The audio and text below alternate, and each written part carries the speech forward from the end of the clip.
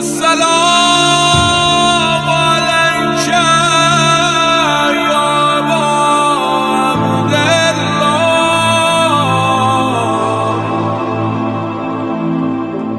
اعوذ باللہ من الشیطان الرجیم بسم اللہ الرحمن الرحیم الحمد للہ الاول بالاول کان قبلہ والآخر بالآخر یکون بعدہ الذي قصرت عن رؤيته ابصار الناظرین وعجزت عن نعته اوهام الواصفین ثم الصلاة والسلام على اشرف الانبیاء والمرسلین وخاتم النبیین سیدنا ونبینا ومولانا ومولا الثقلین جد الحسن والحسین ابی القاسم محمد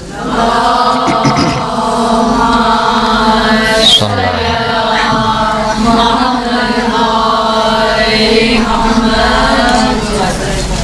وعلى آلہ الطیبین الطاہرین المعصومین الذین اذهب اللہ عنہم الرجس وطہرہم تطہیرا صلی اللہ علیہ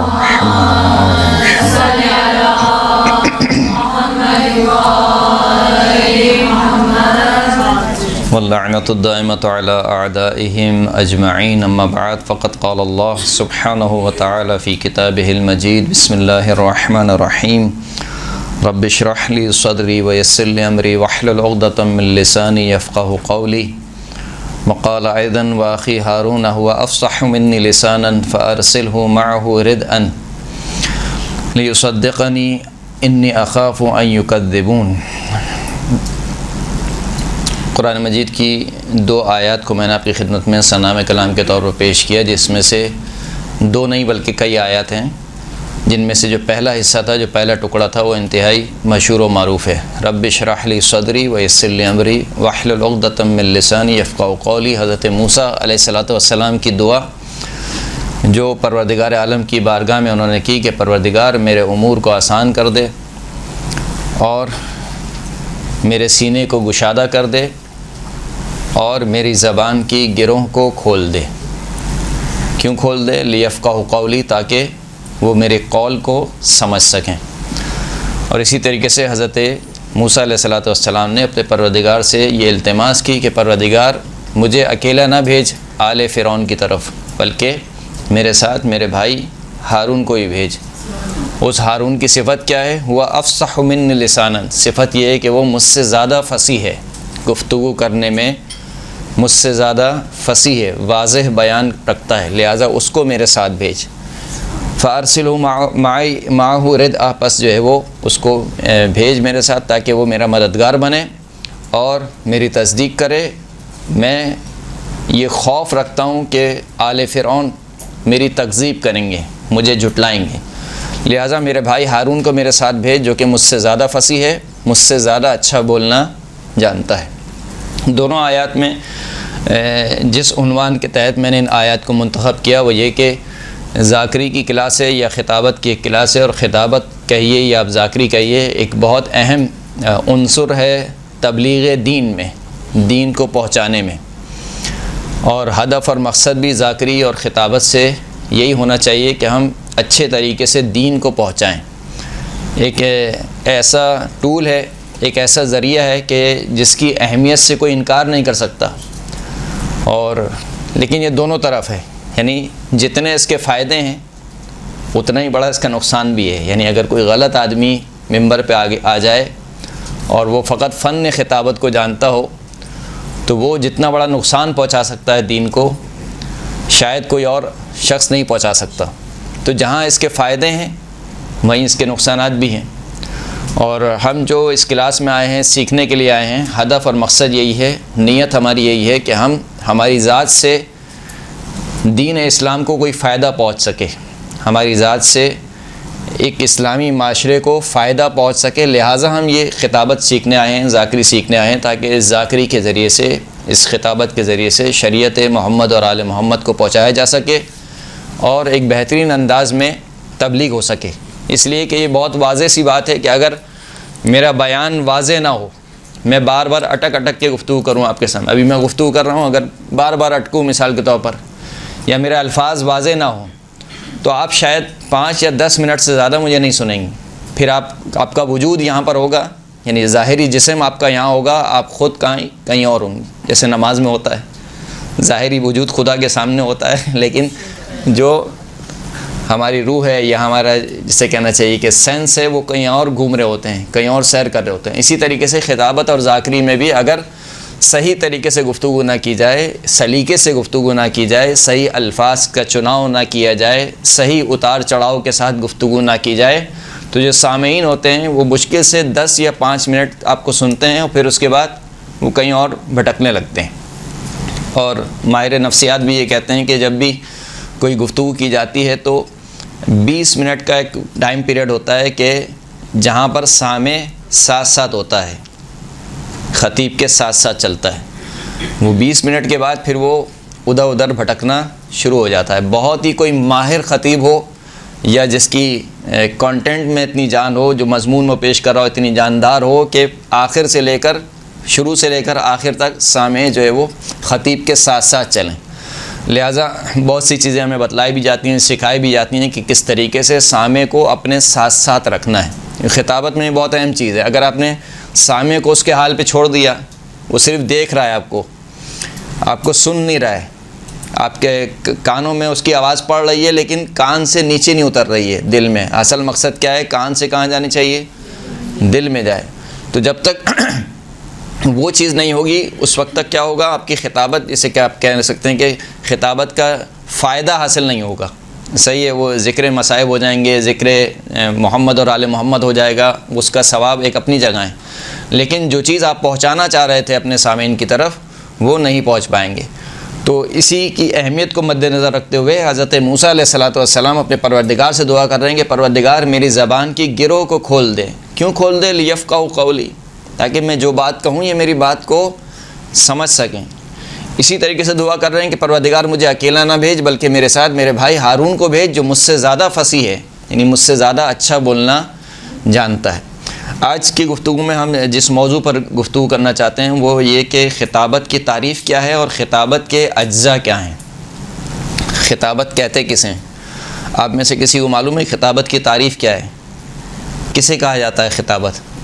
ٹھیک ہے، ایک تو بہت واضح سی چیز ہے کہ بھائی ایک شخص جو ہے وہ کسی اسٹیج پر آ کر یا کسی ڈائس پر آ کر گفتگو کرنا شروع کر دے، آپ کہیں کہ یہ خطابت ہے. کسی بھی موضوع پر گفتگو شروع کر دے، اسے خطابت کہا جاتا ہے.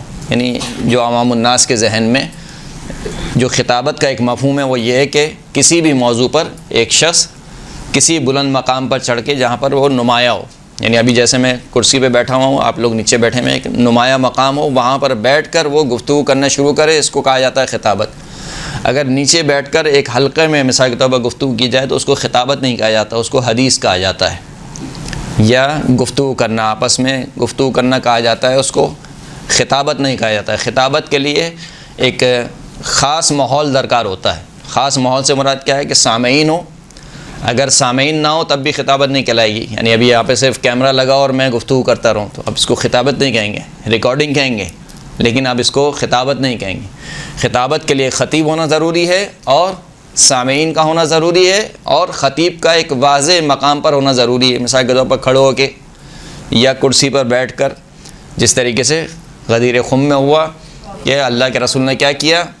پالانوں کا ممبر بنوایا، اور ممبر بنوانے کے بعد ممبر پر چڑھے گئے اور علی ابن ابی طالب کو ممبر پر بلوایا.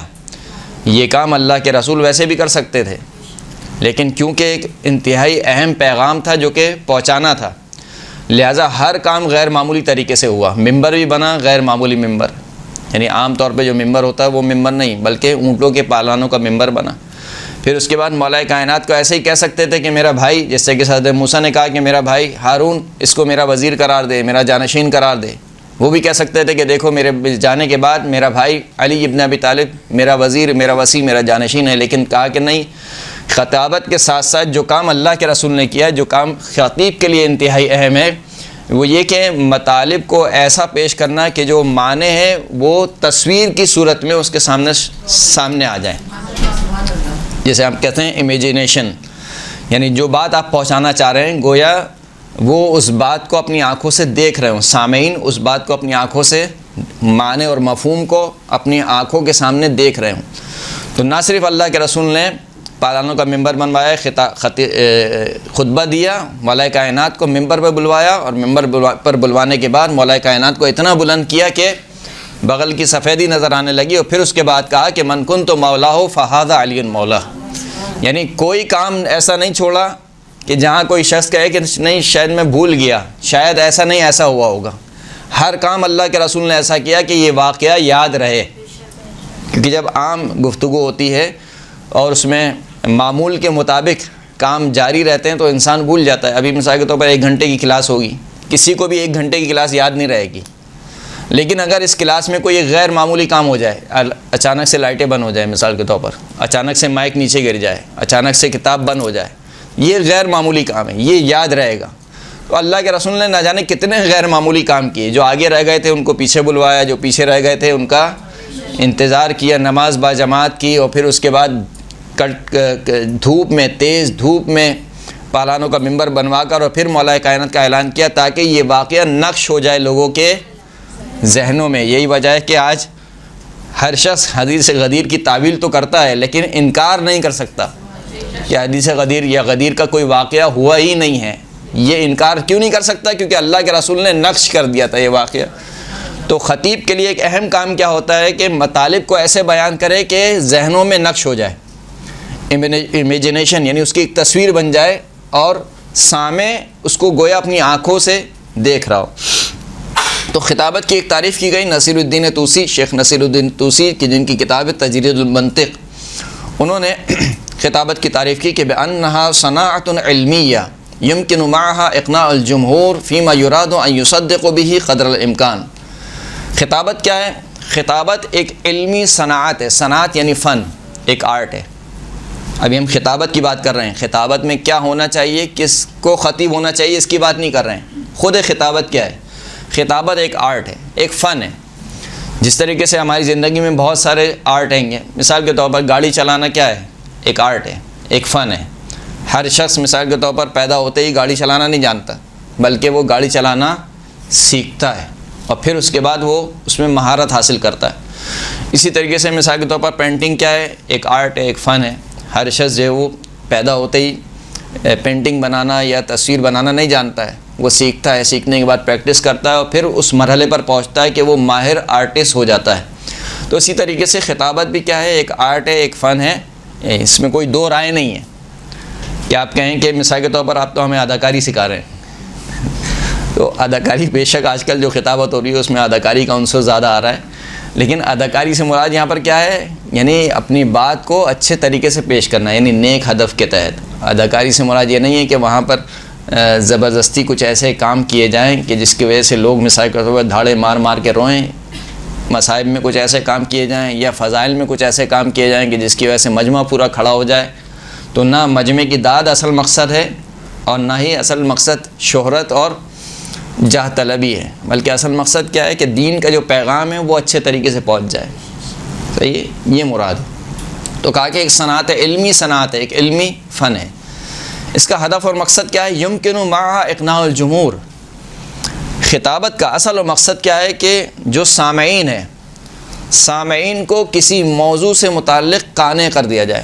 اقناع یعنی قانع کرنا، یعنی مطمئن ہو جائیں۔ مثال کے طور پر آپ گفتگو کر رہی ہیں ایک ایسے مجمع میں کہ جہاں پر یا تو حجاب کا کانسیپٹ ہی نہیں ہے یا خواتین اس مجمع میں حجاب کو مانتی نہیں ہیں۔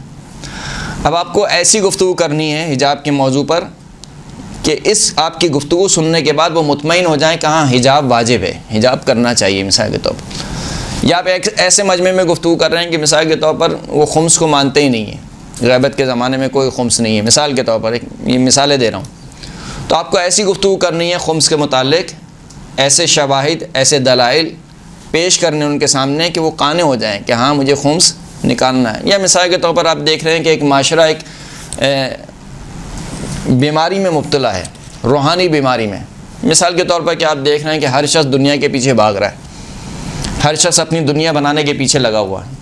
آپ کو حب دنیا کے متعلق گفتگو کرنی ہے۔ ایک تو مثال کے طور پر رٹی رٹائی باتیں ہیں جو آپ کرتے ہیں، ایک مرتبہ انہی باتوں کو آپ اس طریقے سے پیش کرتے ہیں کہ سامع قانع ہو جاتا ہے کہ نہیں مجھے اس دنیا کے پیچھے نہیں بھاگنا ہے، میں اس دنیا کے لیے نہیں بنا ہوں، بلکہ یہ دنیا میرے لیے بنی ہے، پروردگار نے اس دنیا کو میرے لیے بنایا ہے، مجھے اس دنیا کے لیے نہیں بنایا ہے۔ والذی خلق لکم ما فی الارض جمیعا، پروردگار عالم وہ ہے کہ جس نے جو کچھ روئے زمین پر ہے وہ سب کچھ تمہارے لیے خلق کیا۔ پوری دنیا پروردگار عالم نے تمہارے لیے خلق کی، لیکن تمہیں پروردگار عالم نے اپنے لیے خلق کیا۔ تو آپ کس طریقے سے گفتگو کریں کہ سامنے جو معاشرے میں یہ بات واضح ہو جائے کہ ہمیں دنیا کے پیچھے نہیں بھاگنا ہے۔ ایک اور اہم بات کہ جو خطیب کے لیے انتہائی ضروری ہے کہ اس طریقے سے گفتگو کرے خطیب کہ سامعین یہ سمجھیں کہ میری بات ہو رہی ہے، یعنی یہ نہ سمجھیں کہ مریخ پہ اگر ایک قوم رہتی ہے اس کے متعلق مولانا گفتگو کر رہے ہیں، بلکہ سامع یہ سمجھیں کہ ہمارے معاشرے کی بات ہو رہی ہے، بنی نوع آدم کے معاشرے کی بات ہو رہی ہے، نہ یہ کہ ایک ایسی قوم کی بات ہو رہی ہے کہ جس کو ہم نے نہ دیکھا ہے نہ سنا ہے۔ تو ایسے مسائل پر گفتگو کی جائے اور اس طریقے سے گفتگو کی جائے کہ سامع یہ سمجھے کہ خود میرے متعلق بات ہو رہی ہے۔ اچھا، میرے متعلق سے یہ مراد نہیں کہ اس کے ذاتیات کے مطابق بات ہو یا اس کے گھر کی باتیں ہوں، اس کے گھر کی بات نہیں، عام معاشرے کی بات، جس معاشرے میں آپ اور میں رہ رہے ہیں، ایک عام معاشرے کی گفتگو ہو رہی ہے۔ یہاں پر ایک بہت اہم چیز جو میں یہاں پر جس کی طرف اشارہ کرنا چاہوں گا وہ یہ کہ بسا اوقات جب ہمارے نئے خطیب یا ہماری خطیبہ ممبر پر آتی ہیں وہ اور جوش خطابت ان میں کافی پایا جاتا ہے، اور وہ دین اسلام کی تبلیغ اس طریقے سے کرنا چاہتی ہیں کہ آج تو میں اس کرسی سے نہیں اٹھوں گی مگر یہ کہ ہر ایک کو حجاب کرا کر اٹھوں گی، ہے نا۔ تو اس میں یہ ہوتا ہے کہ بسا اوقات گفتگو اس طریقے سے کی جاتی ہے کہ سامع یہ سمجھتا ہے کہ شاید میرے متعلق گفتگو ہو رہی ہے اور مجھے ہی ٹارگٹ کیا جا رہا ہے۔ یہ نہیں ہونا چاہیے، یہ گفتگو کا اسے کہنا چاہیے کہ منفی پوائنٹ ہے، یہ نہیں ہونا چاہیے۔ کسی بھی موضوع پر آپ گفتگو کریں، کبھی بھی سامع کو یہ نہ لگے کہ جو خطیبہ ہے یا جو خطیب ہے اس نے مجھے پوائنٹ آؤٹ کیا ہے اور پورے بھرے مجمع میں میری بےزتی ہو رہی ہے۔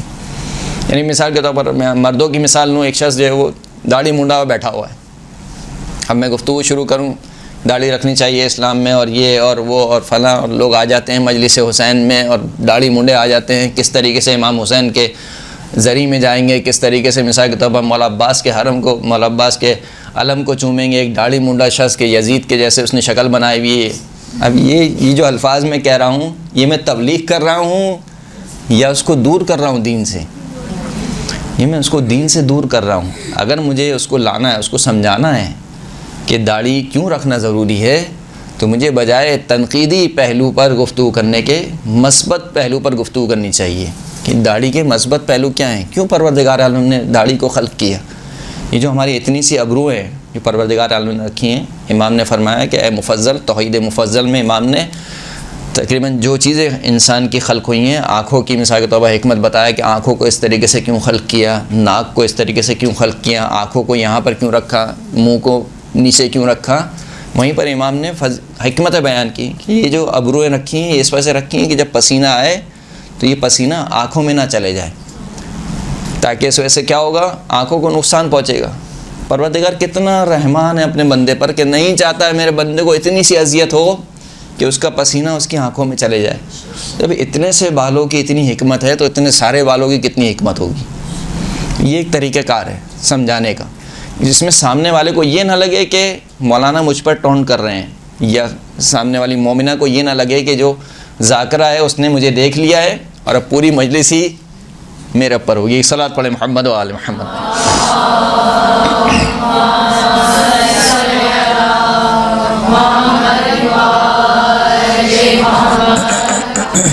تو کہا کہ ایک علمی صنعت ہے، ایک علمی فن ہے، ایک آرٹ ہے۔ اس کا ہدف اور مقصد کیا ہے کہ سامعین کو قانع کیا جائے کسی بھی موضوع کے متعلق، جو بھی موضوع آپ نے انتخاب کیا ہے، مثال کے طور پر عزاداری، مثال کے طور پر حب اہل بیت علیہ السلام، فضائل اہل بیت علیہ السلام۔ جب بسا اوقات یہ ہوتا ہے کہ مجمع قانع ہوتا ہے، یعنی اس مجمع میں کون ہے کہ جو امام علی کی امامت کا قائل نہیں ہے، سب قائل ہیں۔ کون ہے جو امام حسین کی امامت کا قائل نہیں ہے، سب قائل ہیں۔ کون ہے جو عزادار نہیں ہے، کون ہے جو انکار کرتا ہے امام حسین پر رونے کا یا امام حسین پر ماتم کرنے کا، سب ماننے والے ہیں۔ لیکن بسا اوقات کیا ہوتا ہے، مطالب کو بیان کرتے ہیں تاکہ جو معلومات سامع کے پاس موجود ہیں اس میں مزید اضافہ ہو اور وہ معلومات مزید مستحکم ہو سکیں، یعنی عقیدہ مزید مستحکم ہو سکے۔ کتنی دفعہ ایسا ہوتا ہے کہ آپ نے اور میں نے بچپن سے ہم سنتے آ رہے ہیں فضائل، ہے یا نہیں ہے؟ بچپن سے ہم مجلس میں جاتے ہیں، مجلس سے سنتے ہیں، فضائل پڑھے جاتے ہیں۔ خیبر کس کو یاد نہیں ہے؟ سب کو یاد ہے خیبر۔ خیبر میں کیا ہوا؟ مولا کائنات کو بھیجا، کہا کہ لا اوتی ان الرایۃ غدا رجلا کرارا غیر فرار یحبہ اللہ ورسولہ ویحب اللہ ورسولہ، کل بھیجوں گا اس شخص کو جو مرد ہوگا، غیر فرار ہوگا، علم اس کو دوں گا کہ جو اللہ سے محبت کرتا ہوگا، اللہ کے رسول سے محبت کرتا ہوگا، اللہ اور اللہ کے رسول اس سے محبت کرتے ہوں گے۔ کتنی مرتبہ سنا ہم نے، لیکن ابھی بھی میں آپ کو سنا رہا ہوں، حالانکہ جوش خطابت میں نہیں سنا رہا ہوں، لیکن آپ کو ایک اس میں لذت محسوس ہو رہی ہے۔ کیوں لذت محسوس ہو رہی ہے؟ کیونکہ محبت اہل بیت تازہ ہو رہی ہے۔ تو بسا اوقات ضروری نہیں ہے کہ ایک مطلب آپ کو فقط قانے کرنا ہو، قانے کے علاوہ آپ کسی چیز کو تازہ کر دیں۔ عزاداری ہم کیوں مناتے ہیں ہر سال؟ وہ غم حسین کو تازہ کیا جائے۔ وہی مصائب ہیں، 14 سال سے وہی مصائب سنتے ہوئے آ رہے ہیں ہم، کوئی تبدیلی تو نہیں ہوئی، وہی مصائب ہیں۔ عصر عاشور وہی مصائب سنتے ہیں، شام غریمہ میں وہی مصائب سنتے ہیں، بی بی سکینہ کے وہی مصائب سنتے ہیں، ہے یا نہیں؟ لیکن ہر سال روتے ہیں۔ کیوں ہر سال روتے ہیں؟ اس لیے کہ وہ غم، وہ جو حرارت ہے دلوں میں غم حسین کی، وہ حرارت تازہ ہوتی ہے۔ تو بتانا مقصود یہ تھا کہ بسا اوقات فقط اقناع جمہور نہیں ہوتا کہ سامعین کو قانع کیا جائے، بسا اوقات ہدف یہ بھی ہوتا ہے کہ جو معلومات ان کے پاس موجود ہیں یا جو عقائد ان کے پاس موجود ہیں ان کو تازہ کیا جائے، یا جو جذبات یعنی دینی جذبات اور دینی غیرت ان کے اندر موجود ہے اس کو دوبارہ بھڑکایا جائے۔ صلوات پڑھیں محمد و آل محمد۔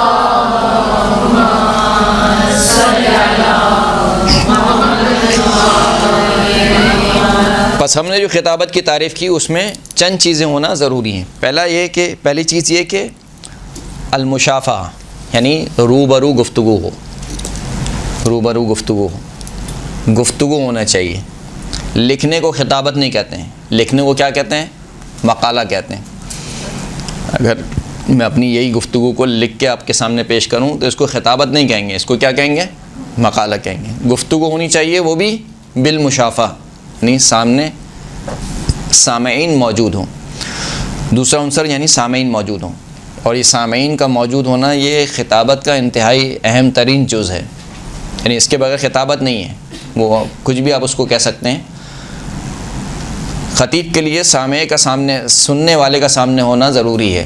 اور سامع، ایک جملہ بہت مشہور ہے کہ سامع خطیب سے مجلس پڑھواتا ہے، یعنی ایک تو خطیب ہے جو تیاری کر کے آتا ہے اپنی، صحیح ہے، لیکن اگر سامنے جو سننے والا ہے وہ بالکل مجسمہ بن کے بیٹھے رہے، بالکل ایسے کر کے، اور یوں ایک ساتھ دیکھتا رہے مصائب میں بھی اور فضائل میں بھی، تو آپ کو ایسا لگے کہ میں شاید کسی پتھر سے گفتگو کر رہا ہوں۔ یعنی مقصود یہ نہیں ہے کہ آپ اس سے داد لیں، مقصود یہ ہے کہ وہ کچھ تو ریئیکشن دے کہ اسے پتہ چلے کہ میری بات اس کو سمجھ میں آ رہی ہے، میں دیواروں سے گفتگو نہیں کر رہا ہوں، اس کو سمجھ میں آئے۔ لہذا ایسا سامع چاہیے جو واقعاً سامع ہو، یعنی سن رہا ہو، اور کچھ زبان سے نہ بھی کہے تو کم از کم سر سے اشارہ کرے کہ ہاں میری بات اس کو سمجھ میں آ رہی۔ تو سامع کا ہونا ضروری ہے۔ پھر اس کے بعد تیسری چیز جو سب سے اہم ترین چیز ہے وہ کیا ہے کہ قانع کرنا، اقناع۔ قانع سے مراد کیا ہے؟ مطمئن کرنا، ایسی گفتگو کرنا کہ آپ کا جو سامع ہے وہ مطمئن ہو جائے کسی بھی موضوع کے متعلق، جس موضوع کے متعلق بھی آپ گفتگو کر رہے ہیں، ایسے مطالب، اس طریقے سے مطالب کو بیان کرنا کہ سامنے والا مطمئن ہو جائے کہ ہاں یہی بات ٹھیک ہے کہ جو مولانا یا جو خطیب یا خطیبہ ممبر سے کہہ رہی ہیں یہی بات درست ہے۔ اور وہ اچھا، یہ قانع کرنا کیوں ضروری ہے؟ کیونکہ آپ کو جو سامع ہے اس کو عمل کے مرحلے پہ لانا ہے، یعنی جو کچھ وہ سن رہا ہے، ایک مرتبہ یہ کہ قانع ہو گیا، صحیح ہے آپ نے جو باتیں کہی ہیں صحیح ہے، لیکن اس کے باوجود بھی بے حجاب ہے مثال کے طور پر، تو کم از کم وہ اس مرحلے پر تو آ گیا کہ حجاب کرنا ضروری ہے، لیکن میں نہیں کر رہی ہوں اس کا مطلب گناہ ہے۔ اتنے مرحلے پر بھی لانا یہ ایک مرحلہ ہے، کیونکہ جو اس مرحلے پر آ گیا وہ یقیناً دوسرے مرحلے پر جائے گا کبھی نہ کبھی، جب اس کو احساس ہوگا بالآخر میں خدا کی معصیت کر رہی ہوں۔ لیکن اگر اس کو احساس ہی نہ ہو کہ خدا کی معصیت ہے، یعنی ایک مریض کہ جس کو پتہ ہی نہیں ہے کہ وہ مریض ہے، تو کبھی اپنا علاج کروائے گا؟ وہ کبھی بھی نہیں کرائے گا۔ خطیب کا کام کیا ہوتا ہے؟ خطیب کا کام یہ ہوتا ہے کہ سامع کو سمجھانا کہ دیکھو تم میں کیا مرض پایا جاتا ہے اور اس مرض کا علاج کیا ہے۔ تو ایک مرتبہ مرض کی تشخیص ہوتی ہے، دوسری مرتبہ مرض کا علاج ہوتا ہے۔ مثال کے طور پر بے پردگی کے نقصانات کیا ہیں؟ خطیبہ ایک مرتبہ گفتگو کرتی ہے کہ بے پردگی کیوں خداوند کریم نے حجاب کو واجب کیا، یہاں سے گفتگو شروع ہوتی ہے۔ سورہ نور کی آیت، کوئی بھی آیت مثال کے طور پر آپ نے سرنامہ کلام کے طور پر پیش کی جو حجاب سے متعلق ہے، وہیں پر پروردگار عالم نے حجاب کی حکمت بیان کی کہ یہ تمہارے لیے زیادہ مفید ہے۔ یا مثال کے طور پر سورہ مبارکہ احزاب میں جو پروردگار عالم نے ازواج رسول کے بارے میں بیان کیا، ان اتقیتن فلا تخضعن بالقول، اگر تم اللہ کا تقوی اختیار کرو تو دیکھو نامحرم سے گفتگو کرتے وقت اپنی آواز کو نرم نہ کرو۔ کیوں نرم نہ کرو؟ فیطمع الذی فی قلبہ مرض، اگر تم نے آواز کو نرم کیا تو جس کے دل میں مرض ہے، یعنی جو ایمان کے اعتبار سے کمزور ہے، وہ تم میں لالچ پیدا کرے گا۔ اس کا مطلب یہ ہے کہ خداوند کریم نے عورت کو ایسا بنایا ہے کہ اس میں جو نامحرم ہے وہ جذب ہوتا ہے، اس کی ساخت کو خداوند کریم نے ایسا رکھا ہے، لہٰذا پروردگار عالم نے کیونکہ ایک طریقے سے اس کی ذات کو ایسا بنانا بھی ضروری تھا، اور دوسری جانب سے معاشرے کو اس برائی سے بھی بچانا ضروری ہے کہ جو معاشرے میں پھیل رہی ہے، جو بد اخلاقی معاشرے میں پھیل رہی ہے، جو اخلاقی فساد معاشرے میں پھیل رہا ہے، اس سے بھی بچانا ضروری ہے۔ اس کا حل کیا تھا؟ اس کا حل یہ تھا کہ عورت کیا کرے؟ پردہ کرے۔ اب یہاں پہ عورتیں الٹا کہتی ہیں ہم کیوں پردہ کریں، تم اپنی آنکھیں بند کرو، صحیح نا؟ یہ کہا جاتا ہے کہ پردہ جو ہے کیا ہے؟ فقط آنکھ کا ہوتا ہے۔ یہ جملہ بہت مشہور ہے، خیر ایران میں تو بہت ہی زیادہ مشہور ہو گیا ہے، یہاں پہ بھی کچھ لوگوں سے سننے کو ملتا ہے کہ دل پاک ہونا چاہیے۔ کیا ہے؟ فقط دل پاک ہونا چاہیے۔ یہ بات صحیح ہے کہ دل پاک ہونا چاہیے، لیکن دل پاک کیسے ہوگا؟ اس کا ذریعہ کیا ہے؟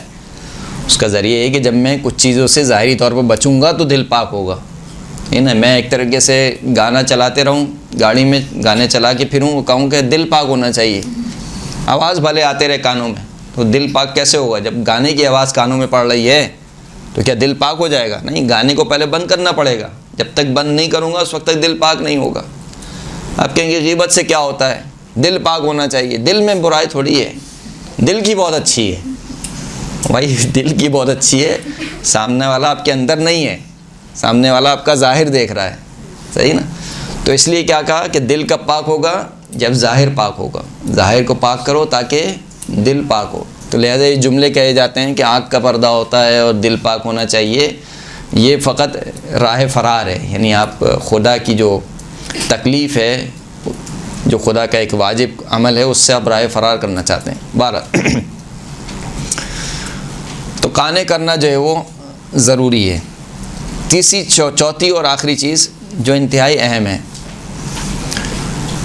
وہ یہ کہ گفتگو ایسی ہونی چاہیے کہ سامعین میں ایک ہیجان برپا ہو، یعنی وہ جو جذبات سامع میں موجود ہیں وہ جذبات تازہ ہو جائے۔ آپ میں سے ہر فرد امام حسین سے محبت کرتا ہے، کوئی ہے جو نہیں کرتا ہے؟ سب محبت کرتے ہیں، لیکن اس کے باوجود ہم ہر سال ماہ محرم میں گفتگو کرتے ہیں کہ حسین منی و انا من الحسین احب اللہ من احب حسینہ، حسین مجھ سے ہے، میں حسین سے ہوں، اللہ اس سے محبت کرتا ہے جو حسین سے محبت کرے۔ اب یہ گفتگو، یہ جملہ میں سنا رہا ہوں، کس کو سنا رہا ہوں؟ جو پہلے ہی امام حسین سے محبت کرتا ہے۔ فائدہ کیا ہے؟ فائدہ ہے کہ وہ جو محبت جو چھپی ہوئی ہے وہ ایک دم سے تازہ ہو جائے، وہ آپ کے اندر بھڑکنے لگے۔ اس کو کہتے ہیں جذبات کو ابھارنا، جذبات سے کھیلنا نہیں۔ خطیب کا کام جذبات سے کھیلنا نہیں ہے، جذبات کو ابھارنا ہے۔ وہ دینی غیرت، وہ دینی حمیت جو پہلے سے آپ کے اندر پائی جاتی ہے۔ ہم میں سے کوئی نہیں چاہتا کہ بے دینی معاشرے میں پھیل جائے، ہم میں سے کوئی نہیں چاہتا کہ معاشرہ ایسا ہو جائے کہ وہاں پر ہر طرف برائی ہی برائی نظر آئے۔ سب چاہتے ہی ہیں کہ سب اچھے ہو جائیں، لیکن کوئی اچھا بننا نہیں چاہتا ہے۔ تو آپ کو وہاں سے اس کو لے کر آنا ہے یہاں پر کہ وہ کوشش کرے کہ میں خود اچھا بنوں۔ جب تک میں اچھا نہیں بنوں گا اس وقت تک معاشرہ اچھا نہیں بنے گا۔ تو آپ کی گفتگو ایسی ہونی چاہیے کہ اس کے اندر یہ جذبہ پیدا ہو جائے کہ ہاں میں چاہتا تو ہوں کہ معاشرہ اچھا ہو، لیکن کیسے اچھا ہوگا جب تک میں خود اچھا نہیں ہوں گا؟ تو یہ جو ہیجان ہے، یہ جو اندرونی عواطف کو ابھارنا ہے، عواطف کہتے ہیں جذبات کو، یہ جو جذبات کو ابھارنا ہے، یہ خطیب کا کام ہوتا ہے۔ لہٰذا مولا کائنات کے مشہور صحابی صعصع بن سوحان، زید بن سوحان کے بھائی، جو کہ غالباً جنگ جمل میں شاید شہید ہوئے یا کسی اور جنگ میں، بہرحال صعصع بن سوحان جن کے متعلق خود خطیب منبر سلونی مولا کائنات جن کو یہ کہتے تھے کہ خطیب شہشہ، خطیب شہشہ یعنی زبردست خطیب ہے، یعنی خود مولا کے لشکر میں تھے اور مولا ان کو بھیجتے تھے خطابت کے لیے، کیونکہ آپ کو پتہ ہے کہ جنگوں میں ایک ایسا خطیب چاہیے ہوتا ہے جو جذبات کو ابھارے، یعنی لشکر کو کیا کرے، اسے کہنا چاہیے کہ آمادہ و تیار کرے، مرنے مٹنے کے لیے لشکر کیا ہو جائے، تیار ہو جائے۔ یہ جو نیشنل سانگ وغیرہ بنائے جاتے ہیں یا جو نعرے بنائے جاتے ہیں، سلوگنز بنائے جاتے ہیں، اس کی وجہ یہی ہوتی ہے، کیونکہ جب تک آپ ابھاریں گے نہیں، میں یہاں پر بیٹھا ہوں مثال کے طور پر ایک مریض کی طرح اے سی میں بیٹھا ہوں، اب مجھ سے کہا جائے جاؤ بھائی جاؤ باہر جا کے جنگ لڑو، تو میں کہوں گا پاگل کتے نے کاٹا ہے مجھے اے سی میں بیٹھا ہوں یہاں پر اور میں جاؤں باہر جا کے جنگ لڑوں۔ لیکن ایک مرتبہ اس طریقے سے مجھے ابھارا جائے کہ تم یہاں پر بیٹھے ہوئے ہو، تمہارے مسلمان بھائی مارے جا رہے ہیں، تمہارے مومن بھائی مارے جا رہے ہیں، تمہاری عورتوں کی عزتیں تمہارے ہاتھ میں ہیں، تم یہاں پر سو رہے ہو، تو کیا ہوگا، ایک دم سے بندہ اٹھے گا، جوش اس کے اندر آئے گا، اور پھر کیا جائے گا، وہ لڑنے مرنے کے لیے آمادہ ہو جائے گا۔ یہ کام کس کا ہوتا ہے، خطیب کا ہوتا ہے۔ جہاں مولا کائنات کے لشکر میں مرد تھے، وہاں پر ایک خاتون بھی تھی، اور وہ خاتون بڑھ بڑھ کے رجز پڑھا کرتی تھی، بڑھ بڑھ کے۔ جب امیر شام ایک مرتبہ حج پر آیا مولا کائنات کی شہادت کے بعد، تو اس سے بتلایا گیا کہ وہ عورت یہاں پر آئی ہوئی ہے ابھی، جو بڑھ بڑھ کے جو ہے وہ جنگوں میں مولا کائنات کی تعریف کرتی تھی اور تمہاری تنقیص کرتی تھی۔ کہا کہ بلاؤ اس کو۔ بلایا گیا، کیا تمہیں معلوم ہے کہ میں نے تمہیں یہاں پہ کیوں بلایا ہے؟ کہا کہ نہیں معلوم۔ کہ اس وجہ سے بلایا تاکہ تم سے پوچھوں کہ تم کیوں مولا کائنات سے اتنی محبت کرتی ہو اور مجھ سے اتنی نفرت کیوں کرتی ہو، کہ جنگوں میں بڑھ بڑھ کر مولا کائنات کے لیے رجز پڑھتی ہو۔ تو کہا کہ مجھے اس سوال سے معاف رکھو تو بہتر ہوگا۔ کہا نہیں، جواب تو دینا پڑے گا۔ کہا اچھا، اگر جواب سننا چاہتے ہو تو سنو کہ میں مولا کائنات سے محبت اس لیے کرتی ہوں کیونکہ وہ حق پر تھے۔ مولا کائنات سے محبت اس لیے کرتی ہوں کہ ان کی گفتگو دلوں کو جلا بخشتی ہے، اور تجھ سے نفرت اس وجہ سے کرتی ہوں کہ تو نے خواہ ان سے جنگ کی اور ہزاروں مسلمانوں کا خون تیری وجہ سے بہا۔ اب یہ کلمات کہنا آسان نہیں ہے، یہ سمجھے کہ ایک طریقے سے بادشاہ کے سامنے جب بات بہت آگے بڑھ گئی اور اس نے دیکھا کہ امیر شام، بہرحال امیر شام تھا، تو میں بہت زیادہ ہو گئی، تو کہا کہ کسی چیز کی ضرورت ہے تمہیں؟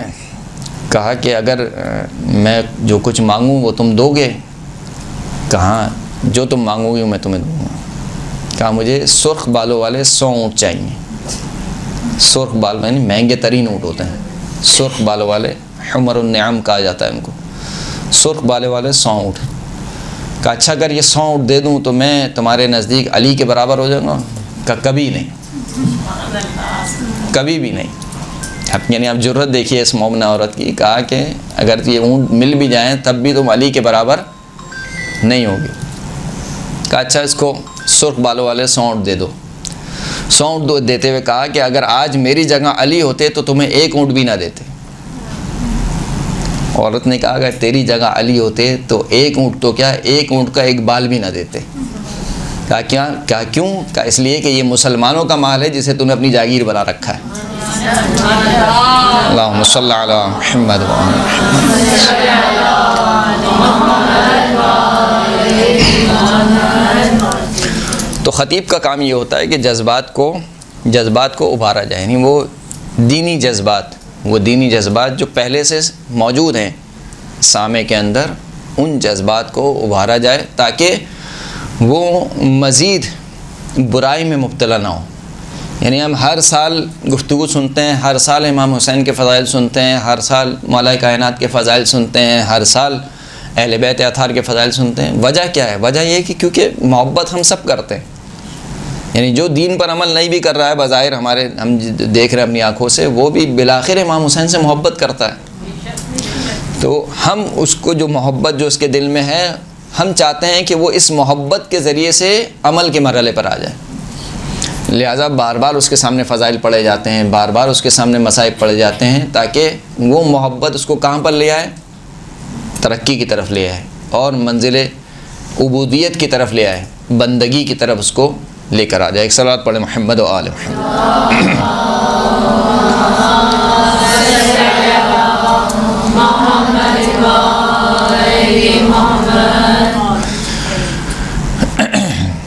دیکھیں جو ہم نے ابھی گفتگو کی اب تک کہ جو خطابت کے جو ارکان یعنی خطابت کی تعریف کے اعتبار سے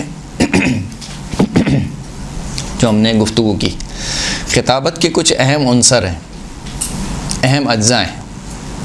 ان میں سے پہلا عنصر یہ ہے کہ آپ کے جملے چھوٹے چھوٹے ہونے چاہیے، لمبے لمبے جملے نہ ہوں،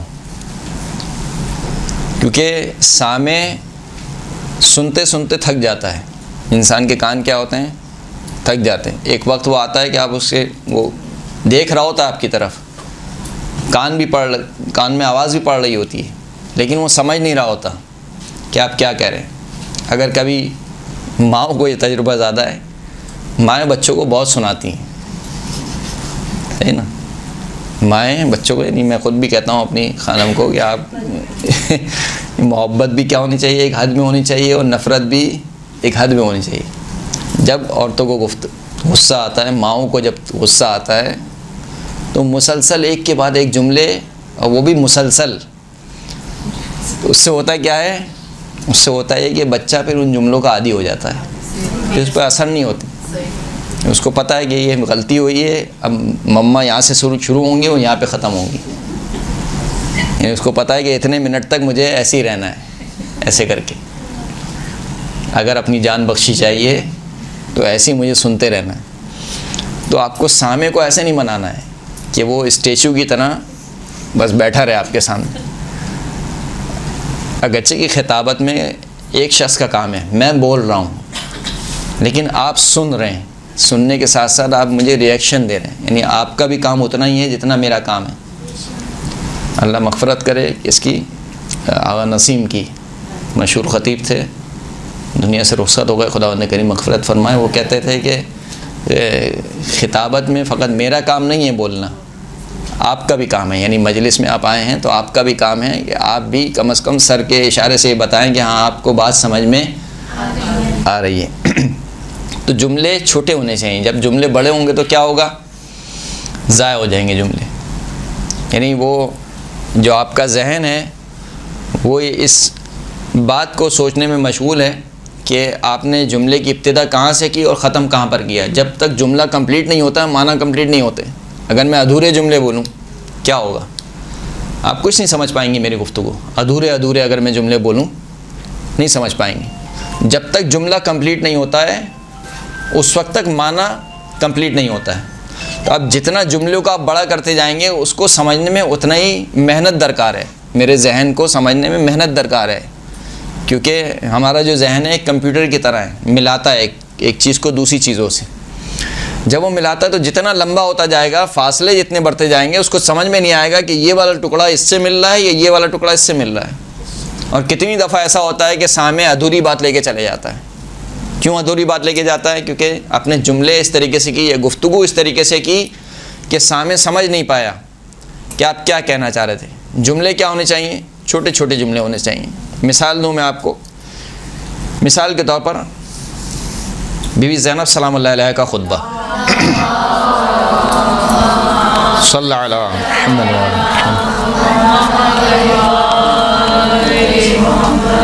کوفہ میں جو بی بی نے خطبہ دیا ہے کہ جس کے بارے میں خود بشیر کہتا ہے کہ لم ارى حفرة قط انطق منها كأنما تنطق عن لسان امیر المؤمنین علی بن ابی طالب. بی بی نے جب خطبہ دینا شروع کیا تو بشیر کہتا ہے کہ میں نے کسی باحیا عورت کو نہیں دیکھا جو زینب سے زیادہ اچھی گفتگو کرنے والی ہو. گویا ایسے لگ رہا تھا کہ اس دن زینب علی ابن ابی طالب کی زبان بول رہی ہے. یعنی یہ وہ ہستیاں تھیں. یعنی ایک مرتبہ یہ ہوتا ہے کہ آپ اور میں مثال کے طور پر مجلس سے پڑھتے ہیں، پڑھ پڑھ کے کیا ہوتا ہے عادت ہو جاتی ہے، ذاکری کر کر کے مجلس سے پڑھ پڑھ کے بالآخر عادت ہو جاتی ہے۔ لیکن یہ وہ ہستیاں بی بی زینب، انہوں نے کبھی مسجد میں آگے خطبہ نہیں دیا ہے، یا بی بی سیدہ سلام اللہ علیہا انہوں نے کوئی خطبات نہیں دیے ہیں، یعنی رسول خدا کتنے خطبے دیے ہوں گے، مولا کائنات کتنے خطبے دیے ہیں، خود نہج البلاغہ میں پوری بھری پڑی ہے۔ امام حسن مجتبیٰ کتنے خطبے دیے، امام حسین کتنے خطبے دیے، عصر عاشور تک خطبے دیتے رہے۔ لیکن یہ جو وہ ہستیاں ہیں یہ پہلی مرتبہ خطبہ دے رہی ہیں، بی بی سیدہ فدق کا خطبہ پہلی مرتبہ دے رہی ہیں، اور اتنا فصیح اور بلیغ خطبہ کہ جس کو بلاغات النساء میں شامل کیا گیا، وہ کتاب کہ جس میں اسلامی خواتین کے متعلق جو یہ معلومات اکٹھی کی گئیں کہ اسلامی تاریخ میں جو سب سے زیادہ فصیح اور بلیغ عورتیں گزری ہیں ان کے کلمات کو جمع کیا گیا، تو اس میں بی بی سیدہ کے خطبے کو جگہ دی جو خطبہ فدقیہ کہلاتا ہے بلاغات النساء میں۔ اسی طریقے سے بی بی زینب سلام اللہ علیہا اور اسی طریقے سے دیگر خواتین مستورات، جناب ام کلثوم نے خطبہ دیا، اسی طریقے سے امام حسین کی بیٹی جناب فاطمہ نے خطبہ دیا۔ تو کہا کہ گویا ایسا لگ رہا تھا کہ مولا کائنات کی زبان بول رہی ہیں۔ او مات الی الناس انسکتو، ایک مرتبہ بی بی نے اشارہ کیا کہ خاموش ہو جاؤ، خاموش ہو جاؤ۔ ابھی ہم آگے گفتگو کریں گے کہ جو خطابت کے اجزاء ہوتے ہیں ان میں سے پہلا جز ہوتا ہے مقدمہ، اور مقدمے کا پہلا جز یہ ہوتا ہے کہ سامعین کو آمادہ کرنا کہ دیکھو میں گفتگو کرنے جا رہا ہوں۔ ہمارے کیا ہوتا ہے، ہمارے یہ ہوتا ہے کہ مرثیہ جب ختم ہوتا ہے، مرثیے کے بعد جب مولانا یا ذاکرہ جو بھی اٹھتے ہیں ممبر پر تک جانے کے لیے تو لوگ کیا کرتے ہیں، صلوات پڑھتے ہیں، یا مثال کے طور پر نعرے لگائے جاتے ہیں۔ یہ صلوات، یہ نعرہ کیا ہوتا ہے، یعنی آپ لوگ آمادہ ہو جائیں کہ گفتگو شروع ہونے جا رہی ہے۔ اسی طریقے سے عرب میں کیا ہوتا تھا کہ لوگوں کو خاموش کرایا جاتا تھا، اشارہ کیا جاتا تھا کہ خاموش ہو جاؤ۔ بی بی نے اشارہ کیا کہ سب کے سب خاموش ہو جائیں۔ راوی کہتا ہے فرتدت الانفاس وسکنت الارجاس، تمام کے لوگوں کی سانسیں ٹھہر گئیں، یہاں تک کہ جو جانوروں کے گلوں میں گھنٹیاں بجتی ہیں وہ بھی خاموش ہو گئیں۔ یہ بیوی کی خاص ولایت کی طرف اشارہ ہے کہ وہ خاص عنایت جو سید الشہداء نے بیوی کے سینے پر رکھ کر کی تھی، اس خاص عنایت کی طرف اشارہ ہے کہ اشارے سے فقط وہ گھنٹیاں بھی خاموش ہو گئیں جو جانوروں کے گلے میں بج رہی تھیں۔ پھر اس کے بعد بیوی نے خطبہ شروع کیا، خداوند کریم کی حمد کی، محمد اور آل محمد پر درود بھیجا، پھر اس کے بعد کہا کہ وبعد یا اہل الکوفہ یا اہل الخطل والخزل والغدر، اے اہل کوفہ، اے فریب اور مکار لوگو، اے باتیں بنانے والے لوگو، اے دھوکے باز لوگو، اتبکون، کیا تم رو رہے ہو؟ فلا رقعت الدمع، تمہارے آنسو کبھی خشک نہ ہوں، ولا ہدأت الرنہ، تمہارے رونے کی آوازیں کبھی خاموش نہ ہوں۔ ابھی دیکھا ہم نے چھوٹے چھوٹے جملے، بڑا جملہ نہیں ہے۔ رقعت الدمع کتنا، 2 کلمات کا جملہ ہے۔ ہدأت الرنہ 2 کلمات کا جملہ ہے۔ یا اہل الکوفہ 2 کلمات، اہل الغدر 2 کلمات۔ اسی طریقے سے آگے انما مثلکم کمثل الذی نقضت غزلها من بعد قوت انکاثا، یہ خطیب کا دوسرا کام ہوتا ہے کہ خطیب اقتباس کرتا ہے۔ یہ قرآن مجید کی آیت ہے، جس قرآن مجید کا آیت کا بیوی نے اقتباس کیا اپنے خطبے کے لیے۔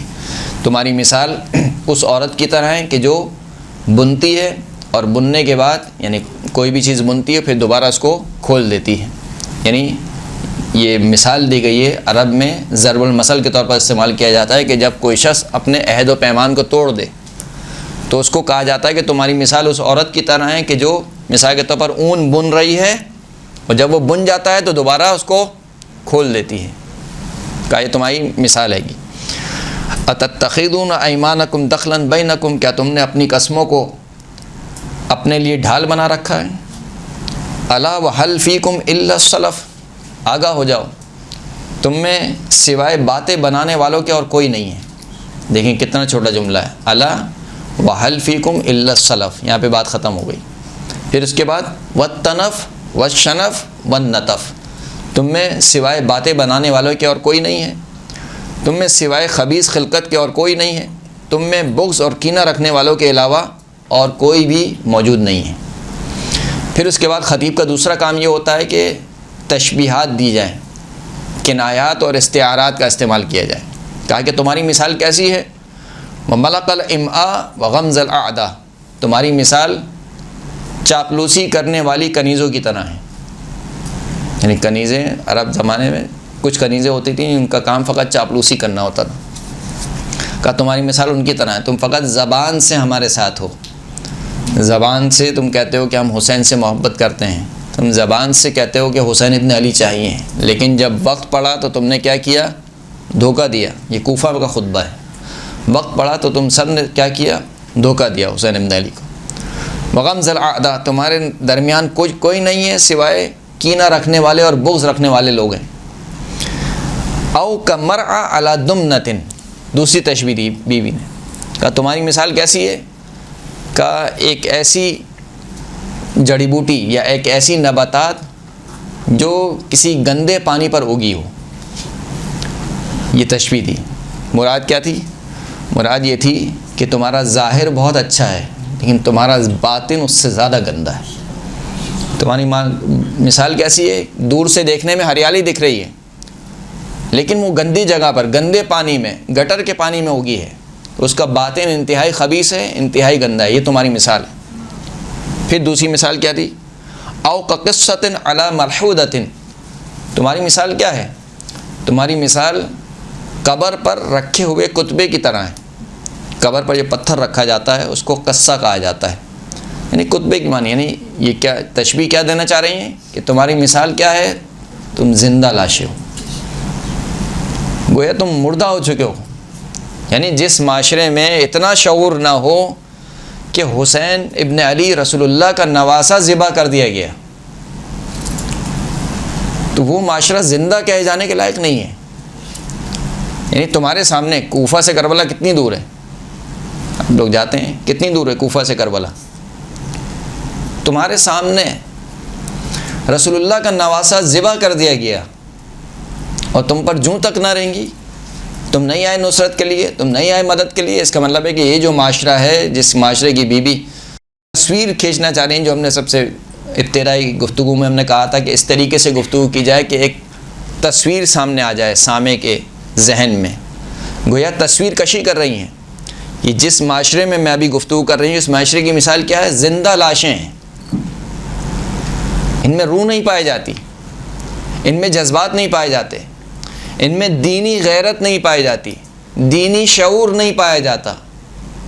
تھوڑے سے پیسوں کی خاطر حسین ابن علی کو قتل کروا دیا، تھوڑے سے پیسوں کی خاطر تمہاری ماں نے اپنے بیٹوں کو گھر پہ کھینچ کر لے گئیں کہ آ جاؤ، خوف کی خاطر تمہاری بیویاں اپنے شوہروں کو گھر میں لے گئیں کہ نہیں، جب عبید اللہ ابن زیاد نے کہا کہ شام کی فوجیں آئی ہوئی ہیں اور اگر مسلم کا ساتھ نہیں چھوڑا تو وہ فوجیں کوفہ میں داخل ہوں گی، تمہارے بچوں کو یتیم کر دیں گی، تمہاری عورتوں کو بیوہ کر دیں گی اور تمہارے مردوں کو قتل کر دیں گی۔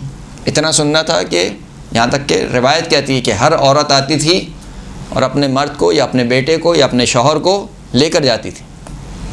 تو کہا کہ تمہاری مثال یہ ہے، تم میں اتنا شعور نہیں تھا کہ حسین ابن علی رسول اللہ کا نواسہ، جس کے لیے تم نے خود خط لکھے کہ یہاں پر آ جائیں،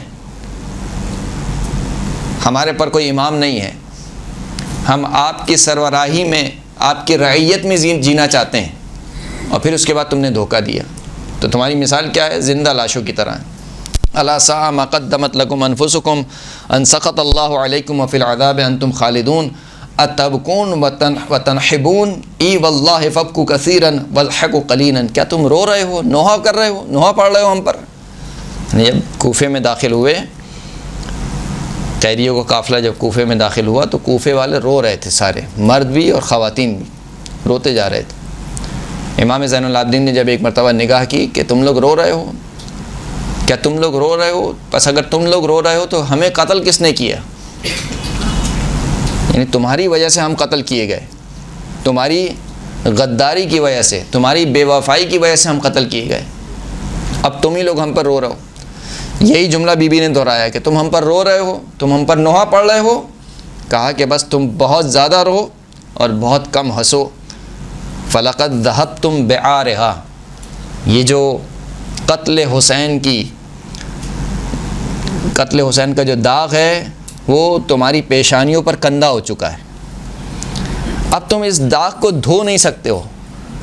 کیا خوبصورت تشبیہ دی ہے بی بی نے، اگرچہ کہ یہاں پر فقط خطابت مراد نہیں ہے، یہ میرے خیال سے بند ہو گیا، صلی اللہ علیہ وسلم۔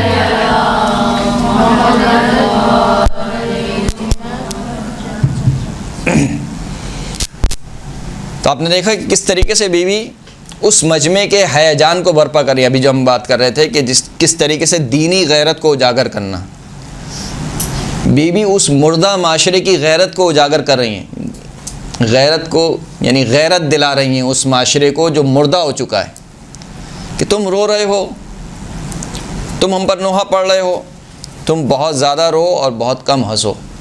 اور یہ جو قتل حسین کا جو داغ ہے، قتل حسین کی جو برائی ہے، یہ تم سے جکڑ چکی ہے، تمہارے سینوں سے جکڑ چکی ہے، یہ داغ تمہاری پیشانی پر کندہ ہو چکا ہے۔ بشنا رہا ولن ترحدوها بغسل بعدها ابدا، کبھی بھی تم اس داغ کو اپنے دامن سے نہیں دھو سکتے ہو۔ یعنی گویا بی بی سمجھانا یہ چاہ رہی ہیں کہ یہ جو واقعہ ہوا، کربلا کا واقعہ ہوا، یہ نہ سمجھنا کہ ہاں لوگ قتل ہوتے ہیں، حسین بھی قتل ہو گئے، جہاں اتنے لوگ قتل ہوتے ہیں وہاں ایک حسین بھی قتل ہو گئے، زمانہ گزر جائے گا بات ختم ہو جائے گا، نہیں، بات ختم نہیں ہوگی۔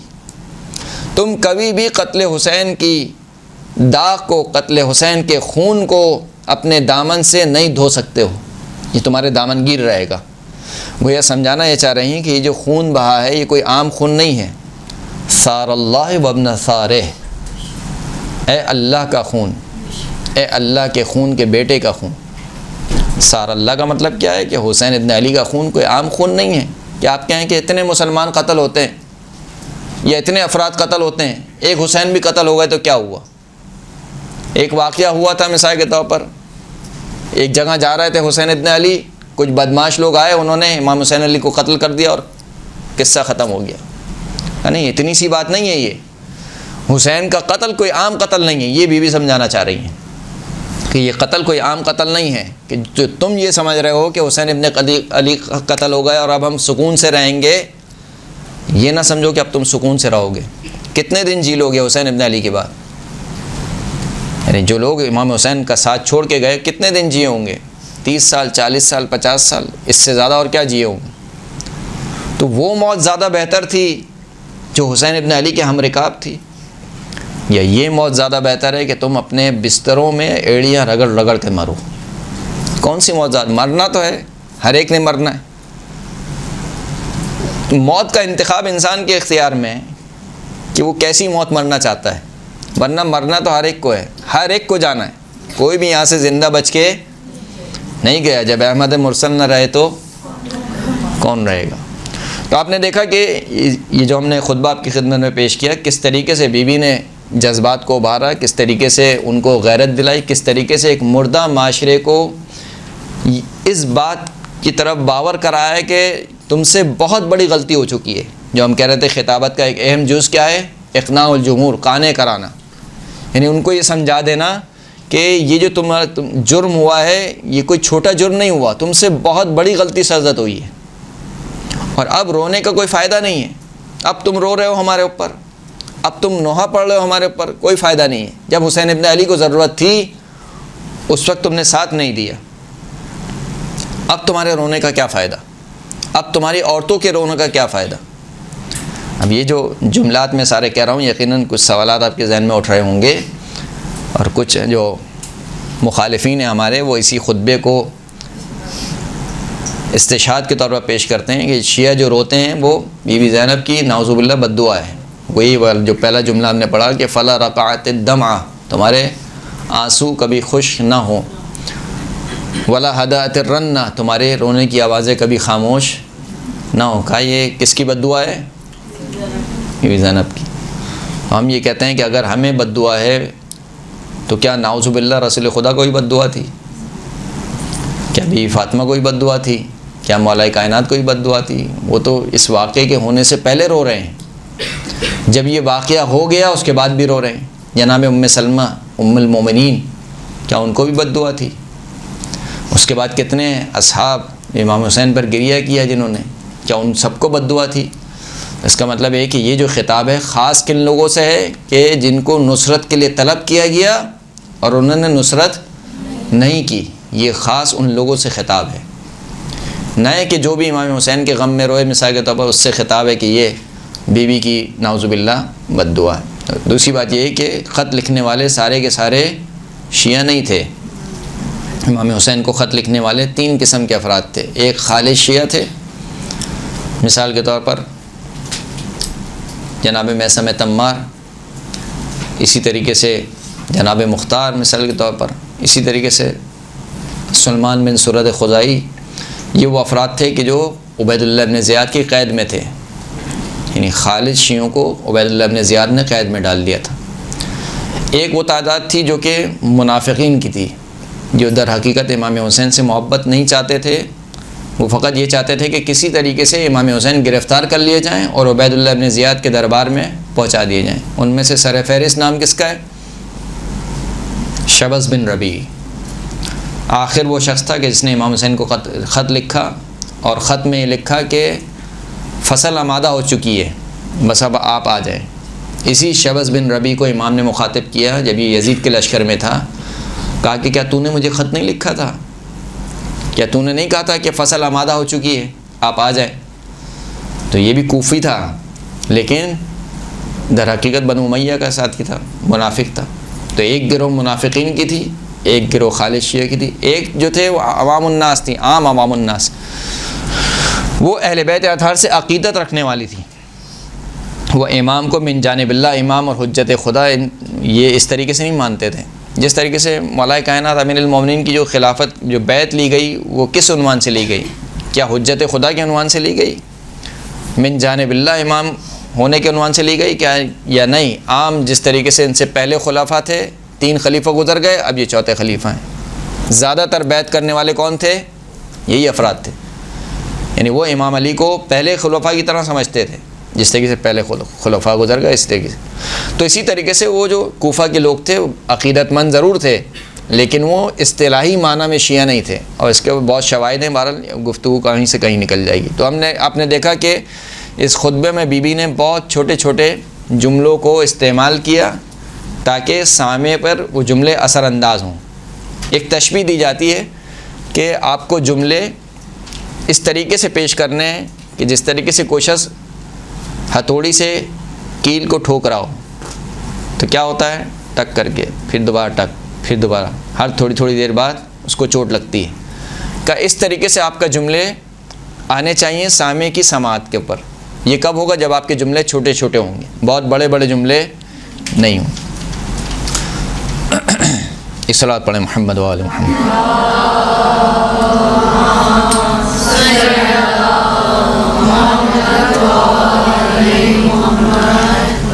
ایک اور موضوع کو مجھے پیش کرنا تھا لیکن وقت نہیں ہے اور میں اس کو چھیڑ دوں گا تو فائدہ نہیں ہے، موضوع جو ہے وہ آدھا رہ جائے گا. کچھ وقت ہمارے پاس موجود ہے، اگر آپ کے کچھ سوالات ہیں تو میں آپ کی خدمت میں حاضر ہوں.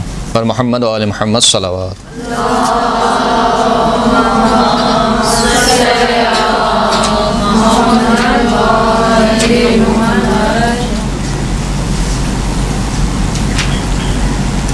کوئی سوال نہیں ماشاء اللہ سے؟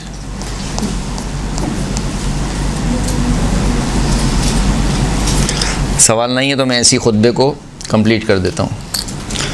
بی بی نے فرمایا کہ لن ترحضوها بغسل بعدها ابدا، تم کبھی بھی اس سیاہی کو، یہ جو قتل حسین کی رنگینی ہے، قتل حسین کے داغ کو اپنے دامن سے تم کبھی بھی دھو نہیں سکتے ہو. وَأَنَّا تَرْحَضُونَ قَتْلَ سَلِيلِ خَاتَمِ الْأَنْبِيَاءِ، کیسے تم اس شخص کے قتل کی سیاہی کو اپنے دامن سے دھو سکتے ہو جو خاتم انبیاء کا نواسہ ہے.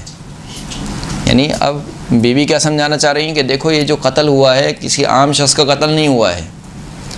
یہ جو جس جرم کے تم مرتکب ہو یہ نہ سمجھو کہ عام کوئی جرم تم نے انتخاب کیا یا کسی عام جرم کے تم مرتکب ہوئے. تم کس جرم کے مرتکب ہوئے ہو کہ تم نے نواسہ رسول کو قتل کیا ہے.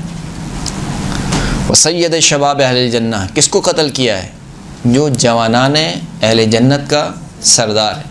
اب دیکھیں یہ وہی معلومات ہیں جو پہلے سے سامع کے نزدیک موجود ہیں، یعنی سامع جانتے رہے حسین کون ہے، مشہور ترین حدیث ہے سیدہ شباب اہل الجنہ، ان الحسن والحسین سیدہ شباب اہل الجنہ، حسن اور حسین جوانان جنت کے سردار ہیں، سب جانتے ہیں۔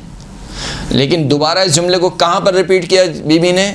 تاکہ جو سامعین ہیں، سامعین کے نزدیک یہ بات واضح ہو جائے کہ قتل ہونے والی ہستی کون ہے اور ہم سے کیا غلطی سرزد ہوئی ہے۔ وسید شباب اہل الجنہ وملاذ خیرتکم، تم نے کس کو قتل کیا ہے؟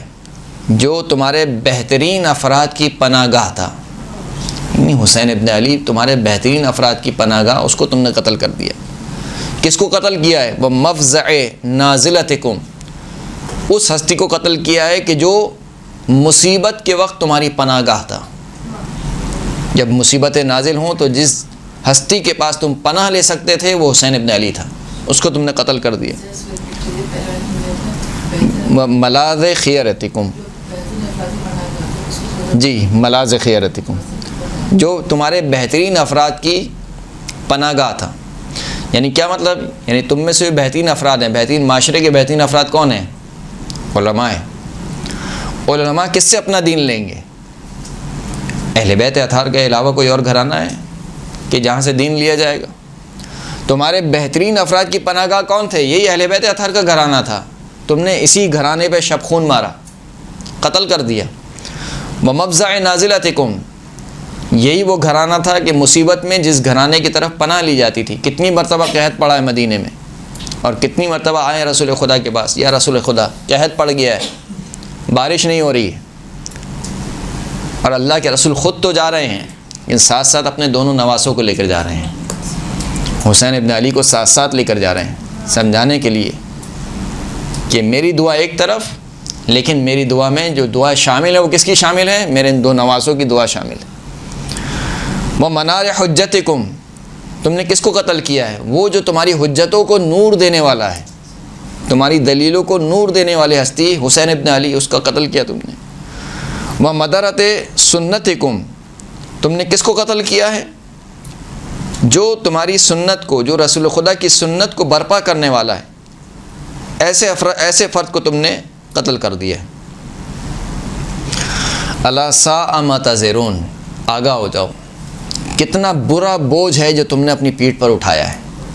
دیکھیں یہ جملے، یہ سارے جو جملے ہیں، یہ اس ماحول میں اگر کوئی جائے اور اس ماحول میں جا کر ان جملوں کو اپنے اندر تصویر بنائے کہ کس ماحول میں جملے کہے جا رہے ہیں۔ کربلا سے کوفہ قافلہ لایا گیا ہے، کس حالت میں لایا گیا ہے؟ بے کجاوہ ہماریاں ہیں۔ کس حالت میں لایا گیا ہے؟ کہ نیزوں پر سر بلند ہے، اور ابھی بازار سے گزر رہا ہے، راستے سے قافلہ گزر رہا ہے، ابھی دربار میں پہنچا نہیں ہے، عبید اللہ بن زیاد کے دربار میں قافلہ نہیں پہنچا ہے۔ ابھی اس ماحول میں کہ جہاں پر چاروں طرف افراد ہیں جو ان بے بس اور بیچار لوگوں کو دیکھ کر رو رہے ہیں، ان سے بھی مخاطب ہو رہی ہیں کہ الا ساء ما تزرون، آگاہ ہو جاؤ، کتنا برا بوجھ ہے جو تم نے اپنی پشت پر اٹھا لیا۔ وَبُعْدًا لَكُمْ وَسُحْقًا لَقَدْ خَابَ السَّعْيُ، تم پر اللہ کی رحمت سے تم دور ہو، تم پر اللہ کا عذاب ہو کہ بے شک تمہاری سعی نامراد اور ناکام رہی۔ یہ بہت اہم جملہ ہے، تمہاری سعی، تمہاری کوشش ناکام رہی۔ یعنی تم کیا سمجھ رہے ہو کہ تم نے حسین ابن علی کا ساتھ نہیں دیا تو تم بہت اچھے ہو گئے، تمہاری لائف بن گئی، تم یہ سمجھ رہے ہو؟ کہ نہیں، تمہاری کوششیں ناکام ہو گئی ہیں۔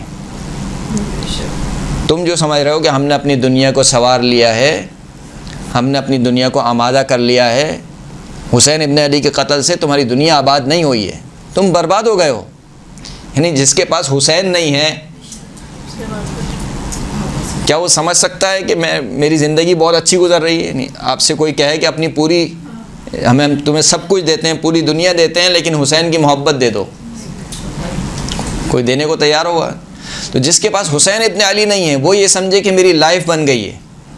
خواب السعی، تمہاری جو سعی، تمہاری کوششیں کیا ہیں؟